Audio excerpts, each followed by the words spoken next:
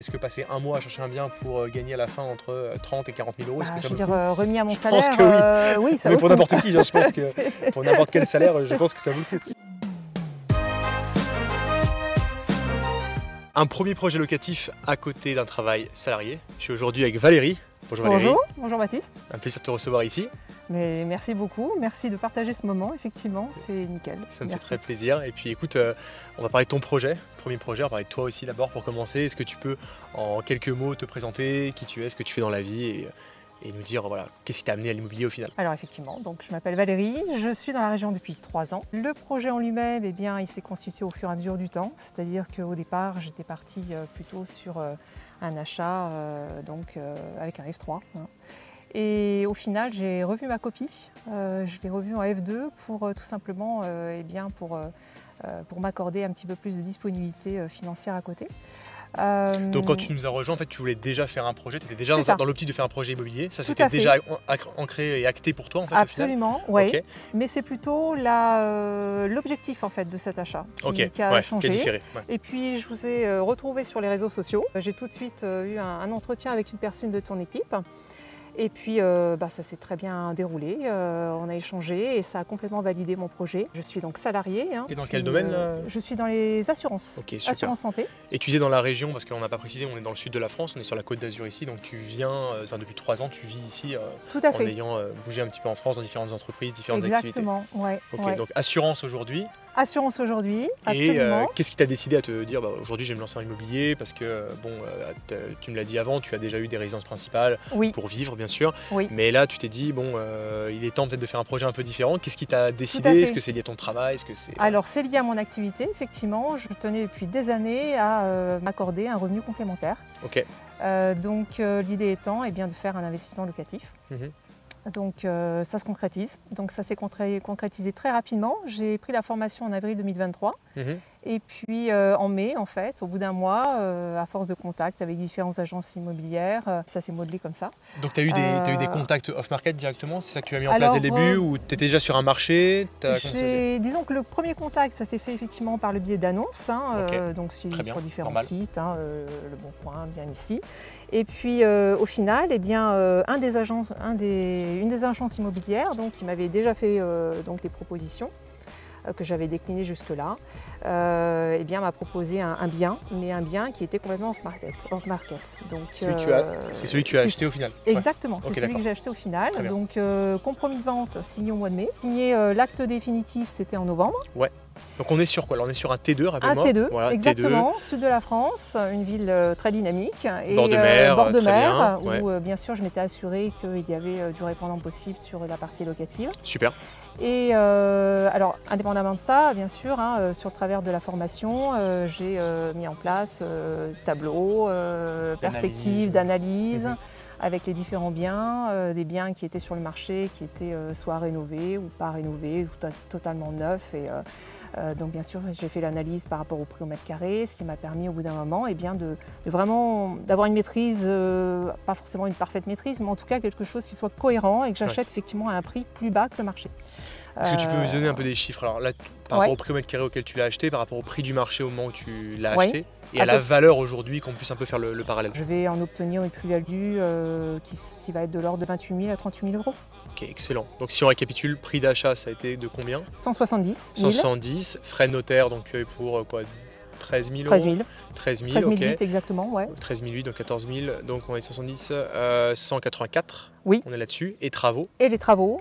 Et puis, combien les travaux, tu sais? Alors les travaux, il faut comptabiliser à peu près 25 000 euros. Au total, j'ai pris l'enveloppe à 222 000 exactement. 222 000 pour être précis.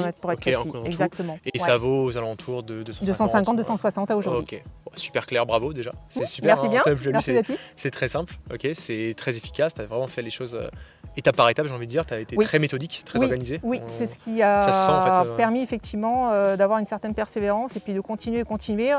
puisqu'il y avait cette clause suspensive, j'ai continué visite, donc ça m'a permis de développer encore plus aussi. de contacts. J'ai pris de l'expérience, j'ai suivi les modules, comme si de rien n'était, comme si la vente ne se ferait pas. Et en fin de compte, bien sûr, ça m'aidera pour les prochains. Tu as eu d'autres idées d'ailleurs? Est-ce que tu as eu d'autres propositions off-market entre-temps, depuis que tu as visité Alors en off-market, oui, j'en ai eu une, mais en fin de compte qui n'était pas aussi intéressante parce que j'ai vraiment mis un point d'honneur sur l'emplacement de ce bien. Ouais. Okay. Là, tu as un top emplacement. Moi, je sais où ça, du coup, on en a parlé, je connais bien.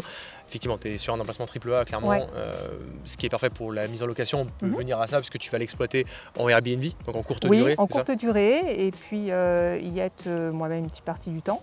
Donc là, l'idée étant, bien sûr, d'avoir gardé de côté une petite partie pour m'accorder un autre achat, un autre projet. Donc tu as gardé de l'épargne pour te dire. Exactement. Et si on parle de ces prochains projets, parce qu'on l'a évoqué, je sais que tu as eu un petit penchant pour l'achat-revente. Exactement. Ça t'a plu, j'imagine, de te dire que là, tu as acheté un projet qui t'est revenu à 220 000, si je ne me trompe pas. Alors 220 000, et qui peut se revendre 250, 260. Exactement. Ça t'a plu, j'imagine? Oui, c'est très plaisant parce que c'est aussi le parcours d'une vie.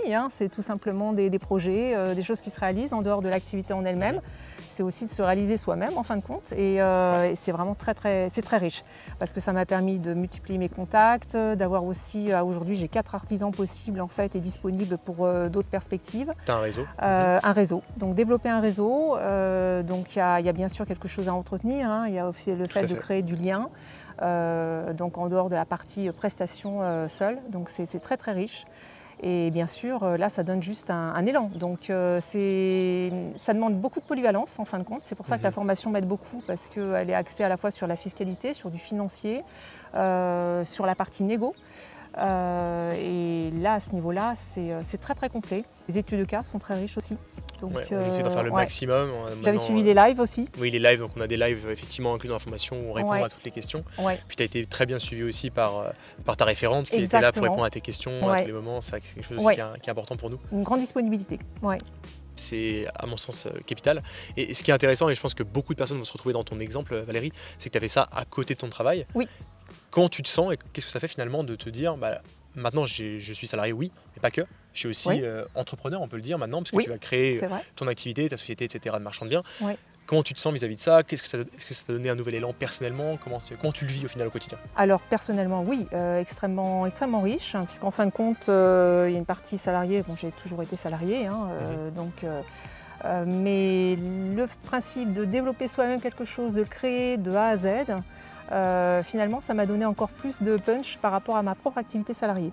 Tu te sens encore plus à l'aise au final dans ton travail depuis que tu fais ça? Oui, parce qu'en fait, ça crée un équilibre que j'avais moyennement auparavant.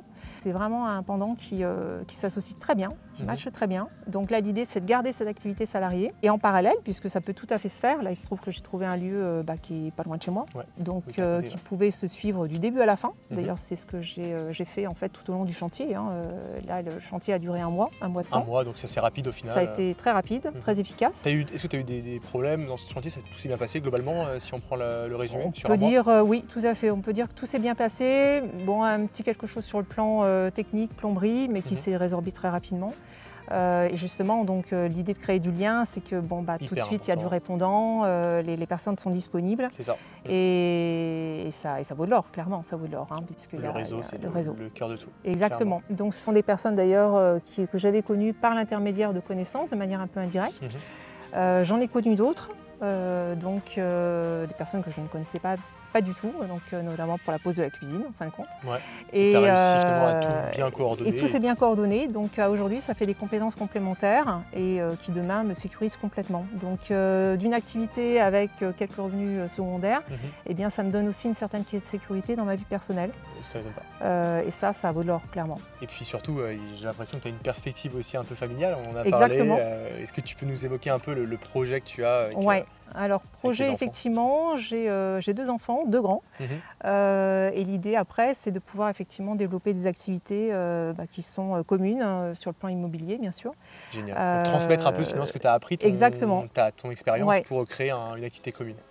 Ce serait sur de l'achat-revente, c'est ça? Ce serait sur l'achat-revente. Et pourquoi pas après un projet plutôt en immobilier locatif. Génial. En immeuble par exemple. Immeuble et Tu vas commencer par quoi du coup? Plutôt la partie achat-revente, plutôt la partie locative? Je pense que là je vais passer sur l'achat-revente, seul encore certainement. Et puis ensuite l'idée étant avec un équilibre un petit peu plus fait sur le plan familial, parce qu'il y a un regroupement familial en fait qui est en train de se faire sur le plan géographique. Ce sera beaucoup plus facile. Donc moi y étant, forcément il y a une maîtrise du marché qui va se faire de plus en plus. Tout à fait, ouais. Et à ce niveau-là, donc, ça permettra tout simplement de s'associer et d'intégrer tes enfants dans le travail, mais pas seulement pour les intégrer, mais pour qu'ils puissent aussi apporter leur pierre à l'édifice. Exactement, oui, tout à fait, parce qu'on peut tous apporter quelque chose, que ce soit sur le plan technique, décoratif, sur le plan prospection de biens, réseau. Et réseau, donc ce sera toujours aussi riche. Mais là, clairement, je trouve ça très intéressant qu'en tant que parent, on puisse aussi donner cette projection. Et c'est que de la création en fin de compte. Et c'est ce que je cherchais. Depuis très longtemps, c'est ce que je cherchais. Donc ça t'a permis de trouver une sorte de nouvel équilibre, une nouvelle dynamique dans ta vie finalement professionnelle, puisque du coup c'est un nouveau projet à côté. Et au final, ce que beaucoup de personnes ne voient pas, c'est que le fait de créer un nouveau projet, c'est pas forcément un problème pour son activité principale, qui reste pour le moment ton activité salariée. Je sais que tu comptes réduire potentiellement cette activité-là à terme. L'idée étant peut-être de passer à un moment donné sur un 3/4 temps, effectivement, si bien sûr ça peut s'élaborer. Mais c'est sûr que j'aimerais bien m'accorder plus de temps sur cette activité, qui crée vraiment un équilibre de vie global. Et ça j'y tiens. J'ai toujours été dans des milieux un peu plus de salariés et clairement aujourd'hui pouvoir se dire on crée quelque chose et on développe autre chose en parallèle. C'est prépondérant pour moi aujourd'hui. Est-ce qu'à terme, tu te dis si les résultats excèdent tes prévisions, est-ce que tu te vois après faire que ça, faire que de l'achat-revente, faire que du locatif? Ah oui, pourquoi pas. La combinaison des deux, ça me paraît très intéressant. Je pense que c'est la meilleure combinaison. Se sécuriser. Au niveau bancaire aussi, je pense que ça peut être un bon appui. Là, il y a toute l'expérience qui fera qu'il y aura une valeur en fait importante qui va pouvoir se tracer dans le temps. Et puis, bien sûr, donner de la confiance déjà pour soi, parce que c'est très très important. D'avoir fait le premier pas, pour moi, c'était finalement le plus difficile. Je comprends, c'est salaire. Voilà, mais là, plus dur, très accompagné, et donc c'est vraiment du bonheur là-dessus. Et dans le temps, effectivement, donc, que cette confiance, elle soit diffuse, et puis que ce soit au niveau bancaire, que ça se passe tout simplement. Donc là, j'ai un très bon contact d'ailleurs avec deux banques notamment. Pour te financer pour les autres projets, exactement. etc. Okay, voilà, tout à fait. Donc là, tu te sens vraiment à l'aise de continuer. Tu es en confiance, mais je confirme, le premier projet, c'est toujours le plus difficile parce qu'on met tout en place. On met en place son réseau, on met en place ses artisans également, son réseau off-market, son réseau d'artisans, son réseau financier pour la banque. Et une fois qu'on a tout ça, en fait, c'est un travail qu'on ne fait pas à chaque nouveau projet. À chaque projet, on réutilise ce qu'on a fait avant. Son réseau, il est toujours présent. Son réseau bancaire, il est toujours présent. Ses artisans également. Et au final, on ne refait que la partie recherche. Et encore, elle est simplifiée finalement parce que tu auras créé toute cette infrastructure, tout ce réseau autour de toi pour t'aider. Donc, je vois parfaitement ce que tu dis et je valide. Là, il n'y a plus qu'à dupliquer en fait. Tu dupliques en fait quelque chose que tu as déjà fait, donc c'est plus simple. C'est clairement beaucoup plus simple. Et en plus, c'est déjà la réalisation d'un premier projet où tu sais que ça a fonctionné. Donc pour la banque, c'est aussi plus simple, etc. Et je voulais revenir sur un point. Tu me disais que tu as toujours été salarié finalement. Donc c'est le premier projet entrepreneurial que tu lances. Comment tu le vis? Parce que quand tu as passé plusieurs années en tant que salarié, que tu as eu plein de postes différents, je sais que tu as fait beaucoup d'entreprises, c'est quand même quelque chose de très différent de se lancer à son compte, d'avoir, on va dire, de tout construire en fait de zéro. Comment tu le vis? Est-ce que c'est vraiment très différent? Est-ce que tu trouves ça difficile? Et qu'est-ce que tu dirais à une personne qui, comme toi, a été salarié toute sa vie, ou même pas forcément très longtemps, même quelques années, et qui se dit c'est peut-être pas pour moi parce que moi j'ai jamais été, je n'ai pas forcément cette expérience-là. Qu'est-ce que tu dirais à une personne comme ça? Moi, j'ai envie de dire que de toute façon, sur le plan salarial, il y a aussi beaucoup de compétences qu'on acquiert au fil du temps, en fait, qui sont dans une structure. Pour ma part, ne faire que ça jusqu'à encore quelques années, c'était pour moi inconcevable. Il fallait faire autre chose, clairement. Qu'est-ce que je pourrais dire par rapport à ça? C'est que tout simplement, je me suis servi des compétences que j'avais acquises dans le salariat, justement. J'ai tout posé en fait sur table et ça m'a permis de voir en fait compte que je pouvais tout à fait avoir un savoir-être, un savoir-faire en fait qui puisse tout à fait matcher avec une autre vie. J'avais un petit quelque chose en moi qui me disait oui, il faut faire une activité indépendante. Quel que soit le format, la durée, le rythme. Et en fin de compte, ça s'est fait au fur et à mesure du temps. Je pense que déjà, il faut que ça résonne un petit peu en soi, quoi. Faut qu'on y pense, en fait. Et puis, en discuter auprès des personnes qui nous entourent. Enfin, moi, je sais que ça a eu beaucoup d'impact, autant sur le plan familial très proche, J'ai personne en fait qui est entrepreneur ou qui est dans l'immobilier, etc. J'ai vraiment personne. Et en plus ça, c'est un projet que j'ai monté seul en fin de compte. Donc il y avait quand même enfin pour certains, pour moi au départ, il y avait une petite notion de risque finalement. Mais j'ai été complètement rassurée quand j'ai commencé à en échanger avec des personnes. J'ai commencé à me rapprocher à des personnes qui étaient assez positives en fait dans l'action, qui eux-mêmes, d'ailleurs il y a eu un marchand de biens que j'ai rencontré, et j'ai été un petit peu loin dans les discussions. Il y avait certaines personnes que je connaissais, mais je ne connaissais pas réellement leurs activités ou leur seconde activité. Et ça t'a rassuré d'en parler? Et ça m'a complètement rassuré d'en parler, exactement. Et je me suis rendu compte, en fin de compte, ça coïncide tout à fait avec ce que j'ai envie de faire. Et d'en parler, d'en échanger, d'en garder l'information et puis de prendre que le positif par rapport à tout ça, je me suis dit pourquoi pas moi en fait. C'est sûr, c'est clair. Donc je pense qu'à un moment donné, il faut juste un petit peu sauter le pas et puis se dire que ça peut être tout à fait possible pour soi. Ne pas se mettre de barrière, clairement, parce que j'aurais été vraiment, vu mon profil en fait, j'aurais pu tout à fait garder, vu que ça fait quand même un peu plus de 30 ans, j'ai envie de dire maintenant, que je suis dans le milieu salarial. J'aurais pu me dire, je continue comme ça, et en fin de compte, non. Voilà, donc il fallait donner un autre sens, et puis là, qu'est-ce que je risque en fin de compte? J'allais revenir là-dessus, tu parlais de notion de risque. Est-ce qu'aujourd'hui, tu as l'impression que ce que tu fais, c'est risqué? Non, justement, pour faire la passerelle, en fait, il n'y a pas de risque, puisque j'ai mon travail. Tu l'as toujours, dans tous les cas? J'ai une activité qui se transforme en passion à côté, en fin de compte. Où je visite des biens, où maintenant je connais un peu plus le marché, où je vois là où ça peut avoir du sens. Donc j'y vais avec des informations qui sont de plus en plus solides en fin de compte. Et j'achète en fait, là en l'occurrence, et ça va être la même chose pour le deuxième bien, j'achète à un prix plus bas. Donc quoi qu'il en soit, maintenant j'ai mes informations sur le plan aux travaux, ce que ça coûte dans la région. Bon, c'est vrai que dans la région sud, on sait que ça coûte un peu plus cher, bien sûr. Mais au final, ça a malgré tout du sens. Donc l'important, c'est de s'accorder une marge et puis surtout de se sentir serein sur la démarche en fin de compte. Oui, tout à fait. Mais il y a qu'en se formant, et c'est pour ça que moi, il me fallait absolument un cadre en fait. Je pensais depuis longtemps à cette idée d'immobilier, mais je n'avais pas le cadre et le modèle. Pas la stratégie, la route en fait à suivre. Exactement. Et c'est vrai que le principe donc dans la formation, on y retrouve des tableaux, calcul de rentabilité, on y retrouve donc les différents tableaux où on met en place donc les biens, savoir ce qui se vend, ce qui se vend pas, quelle durée. C'est des tableaux d'analyse pour être sûr en fait de son choix et justement prendre le minimum de risque. Exactement. Et puis par contre, il faut être assez rigoureux quand même. Ça demande une certaine rigueur, mais qui est possible sur le week-end, sur le samedi matin. On peut contacter des agences.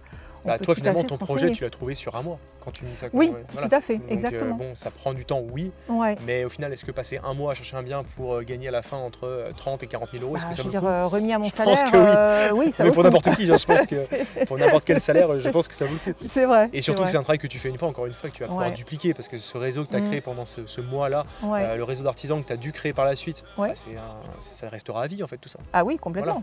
Tant que tu restes dans la même région et tu vas pouvoir dupliquer ce modèle-là. Et puis même en achetant peut-être un petit peu plus loin ou bref, en pareil, suivant la stratégie. Les gens peuvent se déplacer aussi, les artisans, etc. Souvent les barrières elles sont psychologiques au final. On se met beaucoup de barrières nous-mêmes sur ce qu'on peut faire, ce qu'on peut pas faire. On se compare beaucoup aux autres, c'est normal, on est tous comme ça. Et au final c'est ce qui ressort aussi de ton témoignage, c'est qu'au final tu te dis j'ai juste suivi, ça a fonctionné et je suis pas moins forte qu'un autre, ni meilleure qu'un autre, j'ai juste appliqué la méthodologie, je l'ai suivi et ça a fonctionné pour moi et au final... Pourquoi pas moi quoi. Et puis qu'une envie c'est de recommencer, clairement. Quand on réussit quelque chose en général on a envie de refaire, c'est normal. C'est ça, c'est que du positif, se dire qu'on réussit quelque chose par soi-même. Et en même temps, on n'en reste pas moins salarié. T'as le meilleur des deux mondes pour l'instant, et puis quand tu auras suffisamment confiance, après tu pourras te poser la question de dire je fais que ça. Et je pense qu'on peut en rester là pour cette vidéo. C'était génial de t'avoir Valérie sur cette vidéo, c'était un plaisir. Merci. Puis félicitations encore pour ton beau projet, parce que franchement c'est super pour un premier achat vraiment. La plus-value elle est top, le revenu c'est génial aussi, donc c'est un bien en plus que tu vas exploiter. On est sur une zone touristique et une zone qui est beaucoup d'événements on peut le dire, toute l'année, pas seulement l'été, donc ça c'est un point aussi qui est important même hors saison. Donc ça permet d'avoir une belle sécurité, un beau projet. C'est une façon de s'adapter aussi à la région en fin de compte. Tout à fait. On peut avoir son projet mais aussi s'adapter et faire en sorte que ça... Tu as su t'adapter finalement par rapport au contexte, c'est hyper important. Et puis écoute, je te souhaite plein de belles choses et puis un bon lancement de nouvelle activité d'achat-revente. Merci beaucoup. Puis peut-être dans quelques années, on se reverra pour faire le point sur cette nouvelle activité. Très volontiers. Ce sera un plaisir en tout cas. Très volontiers. Merci beaucoup. Merci à toi. Et puis pour ceux qui nous regardent encore, si vous souhaitez faire comme Valérie, puis en savoir plus sur comment réaliser ce type d'opération, je vous mets le premier lien en description et le premier lien en commentaire avec une vidéo qui vous montrera de A à Z les différentes étapes pour réaliser ce type d'opération. Je vous dis à très bientôt et on se retrouve dans une prochaine vidéo.